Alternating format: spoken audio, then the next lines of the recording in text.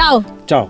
Danes gremo na Goriški Redič. Kaj bomo pobrali? Ti si to rav, kaj je naslednja faza? Zdaj se treba malo sahrati hrbet. Kjer ga poberemo? Kam se moraš biti močen?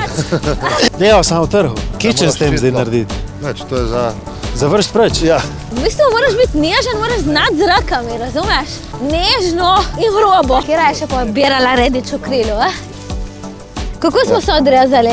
Pobiranjem. Lahko prijemo še? Komod. Evo, rehut sva pobrala, zdaj pa gremo pripraviti še nekaj za želodček. Delali bomo friko. Ti boš lupo krompir in ti boš riba la sir. Sedela sta v redu, samo lahko sta lih malo bolj hitra. Dobro. Idemo. A dam zdaj to sem, dam sem. Imam prav treba tle nekaj hiteti. Je seveda, če te gledajo kdo pod prste, malo tako, ne? Ok, še malo, mogoče ne 3-4 minute. Rehut zalijemo z jajci in pa zelo malo smetane.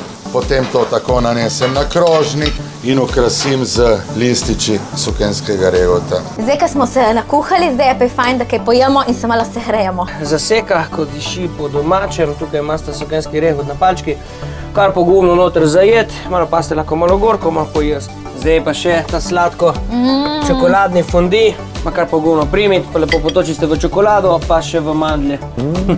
Dajte pogledati na zgornji povezavi, kje vse lahko pojeste dober goriški rehut.